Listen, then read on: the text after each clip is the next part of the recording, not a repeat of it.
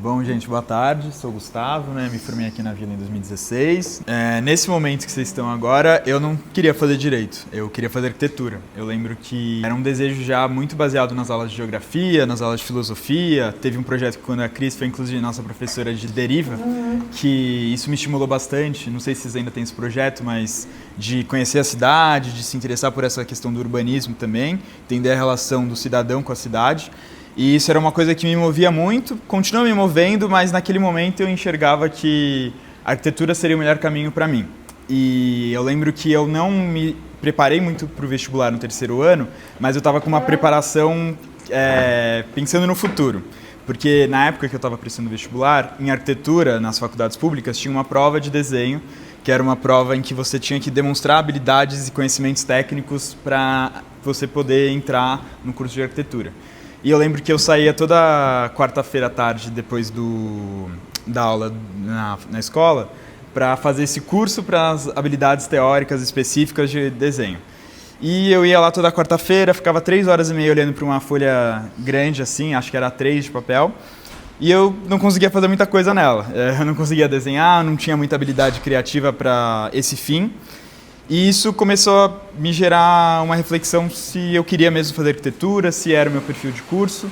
E foi muito importante porque eu decidi, acho que ainda no primeiro semestre, acho que era mais ou menos maio, junho, que não queria fazer mais arquitetura. Mas antes disso eu conversei com pessoas que tinham feito arquitetura, conversei com alunos na faculdade aqui na USP, na FAU, e foi muito bom. E eu acho que isso é a primeira coisa que eu posso falar para vocês, que é saudável e todo mundo pode mudar de decisão, de opinião. Então nada que vocês decidam agora também é para o resto da vida. Tanto que no fim eu nem prestei arquitetura. Isso foi muito importante no começo do meu terceiro ano, mas também me gerou uma certa crise, porque eu fiquei pensando, o que eu posso fazer então? Se eu não quero mais arquitetura, se era uma coisa que era muito certa para mim, já desde o segundo ano eu pensava que eu queria fazer arquitetura, comecei a me abrir para as outras possibilidades. Eu sempre fui uma pessoa que gostou muito de humanas, até tinha alguma facilidade com algumas matérias de exatas, mas o que eu gostava mesmo era de humanas.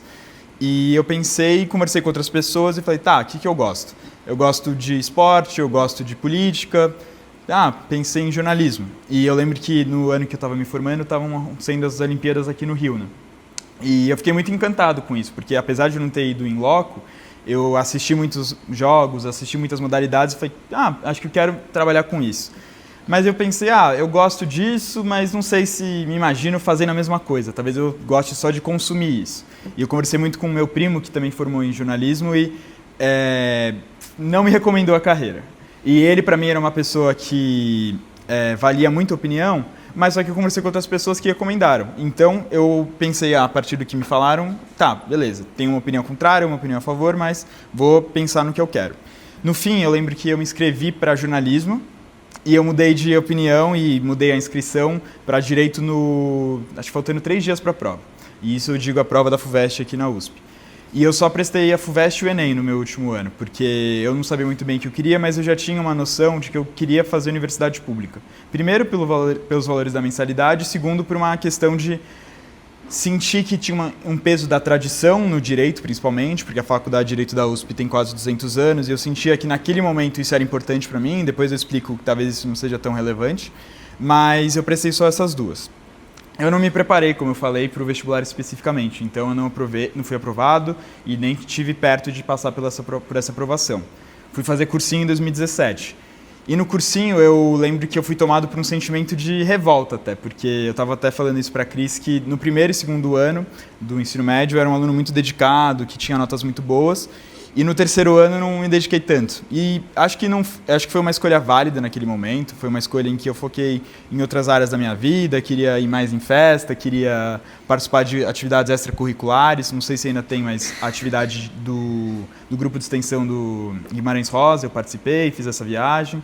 Eu lembro que me envolvi muito também com Brasília e estava com essas preocupações muito fortes para mim. E eu falei, não acho que nesse momento quero me dedicar muito para o vestibular, conversei muito com os meus pais e eles entenderam. Só que quando eu comecei o cursinho e vi que era um desafio muito grande, eu fui tomado por essa raiva. Mas só que agora eu não sou mais tomado por essa raiva. E eu quero dizer que as coisas mudam, as pessoas mudam de opinião todo dia e eu acho que a gente passa por essas vivências para se conhecer e isso é muito importante. Então não tenham medo de mudar de opinião, fazer decisões que depois vocês possam vir a se arrepender, mas é a trajetória de vocês. Mas então, em 2017 eu fiz cursinho e eu lembro que eu era um bom aluno no cursinho, tinha notas boas nos simulados, conseguia me dedicar. E quando chegou a prova da FUVEST, eu fiz e não fui aprovado. Não fui aprovado na primeira fase. Eu lembro que eu fiquei aí com mais revolta ainda, porque foi uma reprovação que foi por pouco, assim. Eu tinha notas nos simulados que eram superiores à nota de corte e no fim foi por pouco. E fui aprovado na PUC e na Unesp. A Unesp eu não quis fazer porque, apesar de ser pública, era em Franca, eu não queria mudar de São Paulo, era bastante longe. E eu decidi ir para a PUC. Eu decidi ir para a PUC porque muitos amigos meus tinham ido para a PUC comigo, foram aprovados em Direito e eram amigos aqui da escola mesmo. E eu achei que naquele momento ia ser uma decisão boa, porque eu achava que era interessante conhecer o curso de Direito para depois entender se eu queria fazer Direito mesmo, se eu queria fazer outra coisa, se eu queria fazer Direito na PUC, se ia aguentar a mensalidade, enfim, é uma série de questões que vieram para mim naquele momento e eu conversei com meus pais e eles falaram, não, beleza, faz PUC, acho que vai ser legal. Fiz PUC em São Paulo, fiz 6 meses. Só que durante os 6 meses eu estava com uma pulga atrás da orelha muito grande de mas você não pode tentar de novo USP? Você não quer mesmo fazer USP? E eu fui lidando com isso. E fui pensando em outras esferas da minha vida. Como está a minha vida aqui? Estou com os amigos da escola, estou com as pessoas que eu sempre convivi. E era muito bom isso. Mas eu sentia que eu queria conhecer pessoas novas e não tinha nenhum amigo que estava na USP. E isso era um atrativo também. Além do fator da mensalidade, que é algo muito importante. Eu lembro que eu fiz 6 meses de PUC, me envolvi com as matérias, gostei das matérias. Mas eu tomei a decisão no final do primeiro semestre de voltar para o cursinho. E eu lembro que foi uma decisão muito conversada de novo com os meus pais, conversada com as pessoas que eu respeitava e que sentia que podiam me dar bons conselhos. Foi um período muito difícil na minha vida, porque eu tinha acabado de terminar um namoro, estava com os amigos se envolvendo cada vez mais no Direito na PUC, e eu abri mão disso. E, enfim, decidi voltar para o cursinho. Lembro que me preparei muito, muito mesmo. Foram noites e tardes muito cansativas de estudo. Mas eu lembro que quando chegou no dia da prova, eu fiz a prova, falei, ok, acho que fui ok. Corrigi a prova, tinha tirado 1 ponto a mais do que no ano anterior. E no fim das contas deu certo. Eu passei na primeira fase, porque o corte tinha baixado bastante de um ano para o outro. Fiquei muito aliviado, mas também não estava tão motivado a estudar. E no fim eu passei, fiz a segunda fase, fui aprovado, e fui bem aprovado, fui aprovado na primeira lista, mas só que é isso, eu perdi algumas posições porque eu achei que já não era mais capaz, e enfim, eu acho que é isso, tem várias questões de motivação, de saúde mental que são muito relevantes, mas nessas horas eu acho que é muito importante a gente conversar com as pessoas e também deixar com que o nosso sonho não fique para trás. Bom, entrei na USP em Direito em 2019, estava muito feliz, raspei o cabelo de novo, já tinha raspado em 2018, e eu fiquei muito emocionado mesmo, porque eu acho que nos 6 meses que eu fiz PUC, eu nunca tinha me permitido a ficar feliz, de pensar que eu estava na faculdade, de aproveitar as festas, de aproveitar amizades, e foi muito bom porque foi uma sensação muito diferente de estou em paz comigo mesmo, e lógico que isso tem a ver com a aprovação também, mas principalmente de eu ter tentado. E, enfim, a faculdade foi maravilhosa, eu tenho grandes elogios à faculdade, muitas críticas às aulas, mas posso falar muita coisa aqui. Só que eu acho que, primeiramente, assim, dessa parte do vestibular, o que eu posso falar é isso. Acho que talvez agora seria interessante ouvir um pouco de vocês, perguntas, comentários, medos, receios, enfim, podem falar. Tem que falar o nome também para eu me conhecer. E aí eu queria te perguntar se em algum momento durante a faculdade ou depois da faculdade você se viu frustrado ou em algum tipo de dilema moral, assim, com a estrutura da faculdade ou então com a burocracia que envolve ali o direito, enfim. Legal. Bom, acho que é um bom pontapé para eu falar da faculdade em si, né? Eu entrei na faculdade e eu fazia de noite. Eu escolhi fazer noturno e foi muito bom. Eu acho que eu funciono muito mais de manhã, gosto muito mais de estudar de manhã. E aqui todo mundo estuda de manhã, né? Não sei se vocês já tiveram vivência de estudar à noite, mas eu acho que para mim é pior. Mas eu senti que teve uma diferença muito grande de conviver com pessoas da noite e conviver com pessoas da manhã, porque eu tinha muitos colegas que já estavam na segunda graduação, fiz grandes amigos que já tinham 30, 40 anos, porque estavam em outro momento da vida e falaram, quero prestar direito. E isso é muito legal. Além disso, tem uma questão que agora acho que é um pouco mais delicada, pensando em segurança pública, mas é interessante também você estar no centro de São Paulo de noite, Eu acho que, em alguma maneira, isso me privou, porque eu não me sentia tão confortável para andar no centro, e acho que agora, depois da pandemia, isso piorou bastante. Mas, ainda assim, eu acho que é muito interessante, nem que você não curse a faculdade de noite, ter algumas matérias de noite para entender que, às vezes, as pessoas são diferentes, a vivência é diferente. E, bom, isso é só falando dessa parte de que eu estudei à noite. Mas eu entrei na faculdade e eu estava muito animado, joguei futebol na faculdade, fiz um torneio de calouros que era muito legal, que era o Bichusp, participei de várias modalidades, fiz muitos amigos, e isso é muito gostoso, esse momento em que você entra na faculdade, você experimenta muita coisa, você conversa com muita gente, você faz muita coisa. E uma das extensões que eu fiz foi uma de visitar presídios, justamente, que foi uma entidade assim que mudou a minha cabeça, mudou a minha vida, mas também fez entender que eu não tinha estômago para lidar com essa dimensão de direito penal.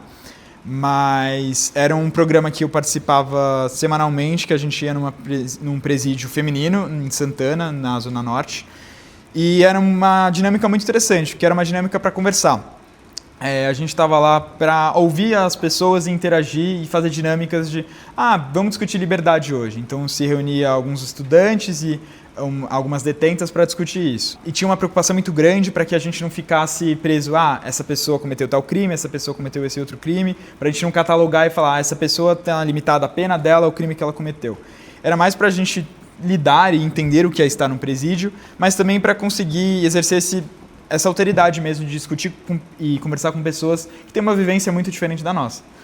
E isso foi muito legal. E isso eu acho que é uma coisa incrível no direito da USP, que eu vou defender pro resto da minha vida, que é a possibilidade de você descobrir novos interesses e fazer coisas novas na faculdade. Porque a sala de aula não é um ambiente tão acolhedor e não é um ambiente que favorece o aprendizado. Porque os alunos, geralmente em sala de 120 alunos, e o professor fica com o microfone, fica distante, então tem professores que têm uma didática melhor, outros pior, mas não é tão fácil de aprender. Lógico que tem outras ferramentas, às vezes tem essas monitorias, que são aulas em turmas menores que ajudam, mas o principal, que eu acho que muda 90% das pessoas que pisam lá, são essas possibilidades de extensões, que tem outras faculdades de Direito também, tem na PUC, tem no Mackenzie, tem outras faculdades privadas também, mas eu sei que o Direito na USP é pioneiro nisso, começou várias entidades lá.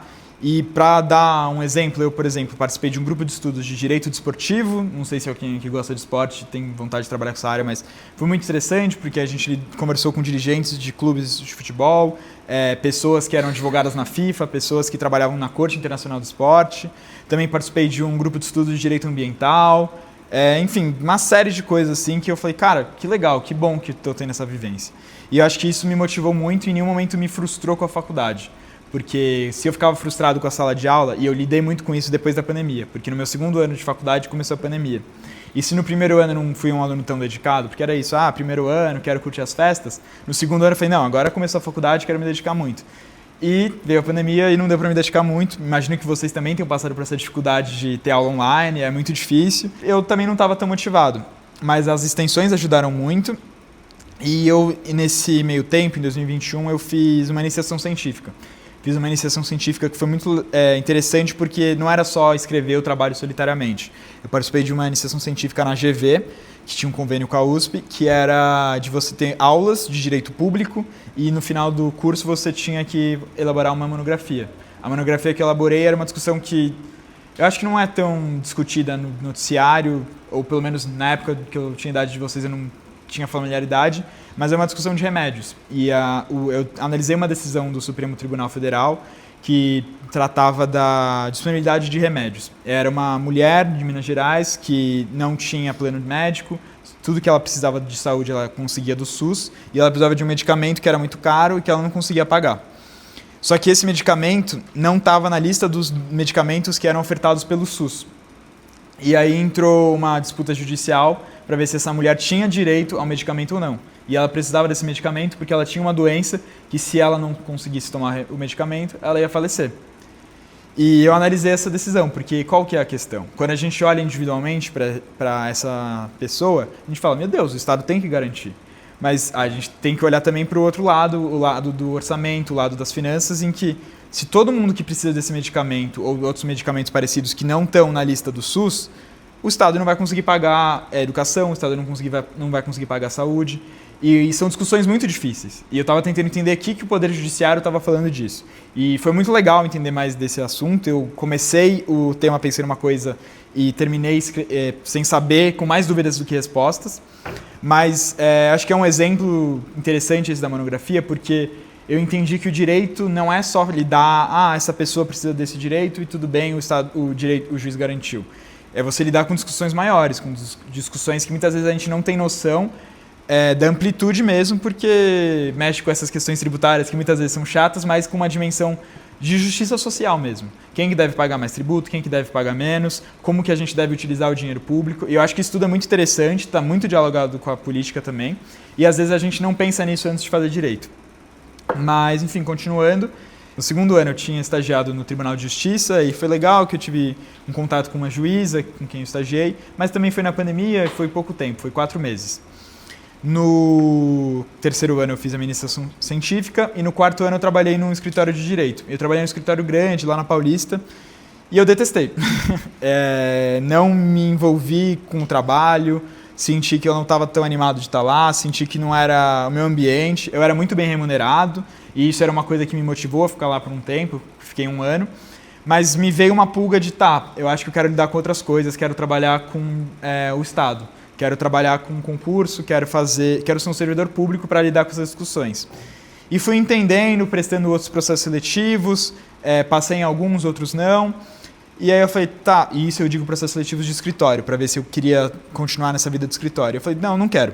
Aí no meu 5º ano, que é o último ano da faculdade, né, são 5, eu decidi começar a estagiar na Procuradoria-Geral do Estado, que é onde eu estagio agora na pós. E foi muito bom, né, esse estágio do 5º ano, mas nesse momento eu estava estudando para concurso e foi um ano bem caótico, porque eu tinha OAB, porque eu tinha o meu TCC e eu acho que em nenhum momento eu pensei em abandonar a faculdade porque eu estava conseguia levar com uma certa facilidade, tinha amigos e eu estava me envolvendo, seja com a sala de aula, mas quando a sala de aula estava difícil, não estava sendo tão proveitosa, eu me envolvia com estágio, me envolvia com iniciação científica. Então eu acho que isso vale até para qualquer faculdade. Sempre tem coisas com que você consegue se envolver para além da sala de aula. Mas aí no meu 5º ano eu comecei a estudar para concurso, passei num concurso no 5º ano e tomei posse no ano passado, que foi meu primeiro ano de formado, mas não era um concurso jurídico, era um concurso da prefeitura para ser fiscal dos serviços públicos. E eu não gostei, e nesse meio tempo eu estava estudando para outros concursos, aí eu acabei ficando só 1 mês lá e continuei estudando e estou estudando ainda para outros concursos e vou fazer isso por um bom tempo na minha vida ainda. Mas eu acho que o 5º ano eu até carrego um certo arrependimento de não ter aproveitado tanto, porque eu estudei muito, fiz um TCC que ficou bem legal, meu TCC foi sobre orçamento secreto, que é uma discussão que acho que também está mais na mídia, e aí lido justamente com isso, qual que é a transparência que se deve ter com os gastos públicos. E eu gosto bastante dessa parte de finanças e como o Estado deve gerir os recursos. Mas eu acho que eu estava tão preocupado no que ia acontecer depois que eu não aproveitei o meu último ano. No meu último ano eu comecei a namorar também, a minha namorada que eu namoro até hoje, e foi muito bom e ela me ajudou muito com isso. Mas também em alguma medida eu sinto que eu deixei muito para esse lado de concurso e meu relacionamento. E é uma coisa que eu acho que vale até para vocês. Lógico, estudem, levem a sério, mas não esqueçam que vocês estão vivendo, vocês têm uma vida, vocês têm um ciclo que estão acabando aqui, alguns de vocês estão aqui há 10, 15 anos, outros há menos tempo, mas é importante finalizar bem os ciclos. E lógico, é difícil conciliar tudo, imagino que seu irmão tenha lidado com essa dificuldade também. E é muito difícil, mas eu acho que sozinho é mais difícil. Então compartilhem as angústias, compartilhem as frustrações, mas tentem. Eu acho que se vocês querem passar direto, se esforcem. Se vocês querem fazer cursinho também não tem nenhum problema. Mas eu acho que é se esforçar no momento e na hora que vocês acham que é importante e que é a hora de vocês.